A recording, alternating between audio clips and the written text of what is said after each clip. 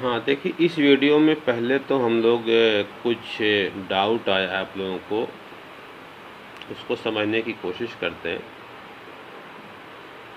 कुछ लोगों ने पूछा है कि वेग स्थिरांक समझ में नहीं आया। तो मैंने कल आपको बताया था रेट लॉ, इसे रेट लॉ कहते हैं, वेग का नियम कहते हैं कि किसी अभिक्रिया का वेग उसके अभिकारकों के मोलर सांद्रण के गुणनफल के समानुपाती होता है। ये रेट लॉ है। अब एक अभिक्रिया मैंने मान लिया है N1A plus N2B M1C plus M2D। तो यहाँ पर अभिकारक क्या है? A और B है। जो मैंने बड़े ब्रैकेट में A लिखा है इसका मतलब होता है A की मोलर सांद्रता, और जो बड़े ब्रैकेट में B लिखा है इसका मतलब होता है B की मोलर सांद्रता। तो यहाँ पर जो अभिक्रिया का वेग होता है विकारक पदार्थों की मोलर सांद्रताओं के कुछ घात होती है, इनकी कुछ घात होती है, और B की भी कुछ घात होती है। तो A की घात को हमने x माना, B की घात को हमने y माना। यानी जो वेग अभिक्रिया का वेग होता है वो अभिकारकों की मोलर सांद्रताओं के कुछ घात होती है, उनके गुणनफल के समानुपाती होता है। वास्तव में ये तो मैंने आपको बताया था कि जो x और y का मान है, जो हमने घात मान लिया है, वो जो इनके गुणांक n1 और n2 दिए उनके बराबर हो भी सकता है और नहीं भी हो सकता। तो यहाँ पर एक समानुपाती का निशान है। ये आपको लिखा गया है रेट लॉ से, वेग नियम से, जो मैंने ऊपर आपको बताया वहाँ से इसको लिखा गया। समानुपाती के चिन्ह को हटाने के लिए एक नियतांक आता है। उस नियतांक क्या कहते हैं? उस नियतांक को हमने k लिखा है, और उसी नियतांक को वेग स्थिरांक कहा जाता है। ये नियतांक क्या कहलाता है? वेग स्थिरांक। और ये जो अभिकारक की जो घात है इसका जो योग होता है इसे क्या कहते हैं? अभिक्रिया की कोटि कहते हैं। तो अगर इस अभिक्रिया की कोटि पूछी जाए तो आप क्या बताएंगे? x plus Y. इसी नियतांक को, जो इससे समानुपाती के चिन्ह को हटाने के बाद जो नियतांक आता है वही नियतांक क्या कहलाता है? वेग स्थिरांक कहलाता है। अब कुछ लोगों का ये भी क्वेश्चन है कि अभिक्रिया की जो दर होती है क्या कोटि पर निर्भर करती है? तो इसका जवाब है हाँ। मान लीजिए कोई अभिक्रिया है, उसके वेग का या उसके दर का मैंने समीकरण लिखा है k, अभिकारक एक ही है और उसकी पावर 0, यानी किसी अभिक्रिया की कोटि क्या है? 0। तो अगर किसी अभिक्रिया की कोटि 0 है तो उस अभिक्रिया का जो वेग होता है अभिकारक की सांद्रता पर निर्भर नहीं करता। लेकिन अगर अभिक्रिया की जो कोटि है वो 1 है तो वेग, अगर हम अभिकारक की सांद्रता को दूना कर देंगे तो वेग क्या हो जाएगा? 2 गुना हो जाएगा। जैसे a की जगह अगर मैं 2a लिख दूं तो दर क्या हो जाएगी? जैसे मान लीजिए कि मैं सांद्रण को मैंने ये प्रथम कोटि की अभिक्रिया के लिए मैं समझा रहा हूँ, सांद्रण को मैंने x लिया तो इस ब्रैकेट जगह पर क्या रखूँगा? x रखूँगा। सांद्रण को मैंने 2x रखा तो 2x की पावर 1 हो जाएगी तो 2x हो जाएगा। अभिक्रिया की जो दर हो जाएगी वो दूनी हो जाएगी। 3x रखूँगा तो 3 गुनी हो जाएगी। लेकिन अगर मान लीजिए इसकी जो कोटि है वो 2 है तो जैसे मैं सांद्रण को x से 2x करूँगा तो जो अभिक्रिया का वेग है वो 2x की पावर 2, मतलब 2 की पावर 2 माने 4k x² हो जाएगा। सांद्रण को मैं 3x करूँगा तो 3x की पावर 2 का मतलब 9x² हो जाएगा। अगर कोटि मान लीजिए 3 है, सांद्रण को मैंने 2 गुना कर दिया तो 2x की पावर 3 यानी 8 गुना हो जाएगी, 8 गुना वेग हो जाएगा। तो ये सारी चीज़ें आप बाद में खूब गहराई से अच्छे से समझेंगे, मैं क्वेश्चन भी करूँगा। लेकिन यहाँ पर मैं इस सवाल का जवाब दे देना चाह रहा हूँ कि अभिक्रिया का जो वेग होता है अभिक्रिया की कोटि पर निर्भर करता है।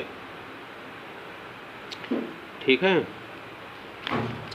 तो अब देखिए हम लोग कोटि से संबंधित ही एक एग्जाम्पल करने जा रहे हैं जो कि बहुत ही आसान है। उदाहरण 4.3 उन अभिक्रियाओं की कुल कोटि की गणना कीजिए जिनका वेग व्यंजक, ये वेग बराबर के ए की पावर 1/2 बी की पावर 3/2। वेग मैंने बताया था कि ये वेग व्यंजक है और वेग व्यंजक में जो अभिकारक हैं ए और बी, उनकी जो घात है उनका योग ही अभिक्रिया की क्या कहलाता है, कोटि कहलाता है। तो बहुत ही आसान सवाल है। देखिए ए की पावर कितने लिखी है, ए की पावर 1/2 है, तो आप लिखेंगे अभिक्रिया की कोटि, कोटि बराबर क्या हो जाएगा 1/2 धन 3/2। तो घात हर तो बराबर है तो जोड़ेंगे 1 धन 3/2, तो क्या हो जाएगा 4/2, 2 से काट देंगे तो कितना हो जाएगा 2 हो जाएगा। अभिक्रिया की कोटि कितनी हो गई 2 हो गई। इसको किताब में भी देखिए आराम से सॉल्व करके बताएगा कि वेग, अगर वेग व्यंजक के ए की पावर x और बी की पावर y हो तो कोटि क्या होती है x + y। तो अब इसकी तुलना करो, x की जगह पे कितना है 1/2 और y की जगह पे 3/2, तो कोटि क्या हो जाएगी, दोनों को जोड़ेंगे तो 2 हो जाएगी। इसी का सेकंड पार्ट खा है, इसका वेग व्यंजक दिया है a की पावर 3/2 बी की पावर -1, तो इसको जोड़ेंगे 3/2 -1, मैं सेकंड वाले की कोटि बता रहा हूँ 3/2 प्लस माइनस 3/2 -1, इसका एलसीएम हो जाएगा 2, 3 - 2 बराबर 1/2। तो इसकी कोटि कितनी हो गई 1/2 हो गई। तो ये एग्जाम्पल समझ में आपको आ गया होगा। मैंने वेग स्थिरांक का मात्रक बताया था और इस पर क्वेश्चन भी पूछे जाते हैं, वो वीडियो आपने देख भी लिया होगा। देखिए शून्य कोट की अभिक्रिया के लिए वेग स्थिरांक का मात्रक क्या होता है, मोल प्रति लीटर पर सेकंड। प्रथम कोट की अभिक्रिया के लिए प्रति सेकंड, द्वितीय कोट की अभिक्रिया के लिए मोल की पावर -1 लीटर पर सेकंड। ये मैंने आपको समझाया भी है, एक व्यापक फार्मूला भी दिया है, मोल पर लीटर की पावर 1 - n सेकंड का और सेकंड की पावर -1। ठीक है, तो उसमें n का मान जो है वो कोटि है, तो n का मान 0 1 2 3 रख के आप जो है, जैसे मान लीजिए आपको तृतीय कोट की अभिक्रिया की तरफ पूछी गई, तो n बराबर क्या रख देंगे 3 रख देंगे। अब देखिए उदाहरण नंबर 4 देखिए, निम्नलिखित वेग स्थिरांकों से अभिक्रिया की कोटि को पहचानो। कुछ नहीं, आपको मात्रक देखना। इसका मात्रक क्या है, देखिए मोल पर लीटर पर सेकंड प्रथम कोट की अभिक्रिया का है और लीटर प्रति मोल प्रति सेकंड, लीटर प्रति मोल पर सेकंड किसका, द्वितीय कोट की अभिक्रिया का। कुछ नहीं, आपको ये मात्रक देखना, मात्रक से इसकी कोटि को पहचानना। ये किस कोट की अभिक्रिया है, द्वितीय कोट की अभिक्रिया। लिखेंगे द्वितीय कोट की अभिक्रिया, या आप इस तरीके से फार्मूला लिख के और n बराबर 2 रख के आप इस मात्रक को निकाल देंगे और उसके बाद दिखा देंगे कि द्वितीय कोट की अभिक्रिया का मात्रक लीटर प्रति मोल प्रति सेकंड होता है, आता है, या द्वितीय कोट की अभिक्रिया। ये तो पता है प्रथम कोट की अभिक्रिया का मात्रक प्रति सेकंड होता है, इसको याद रखना। तो एक यहाँ से आप मात्रक देख के ही निकाल सकते हैं, या तो जो लिखा है उसे भी आप पढ़ लीजिएगा, वो भी अगर आप लिख देंगे तो भी ठीक है। मेरे कहने का मतलब पहचानना अगर है तो अभिक्रिया की कोट तो आप मात्रक देखिए कि मात्रक क्या लिखा है। मात्रक जो वेग स्थिरांक का मात्रक होता है उससे अभिक्रिया की कोट को आप पहचान सकते हैं। अभिक्रिया की आणविकता समझिए।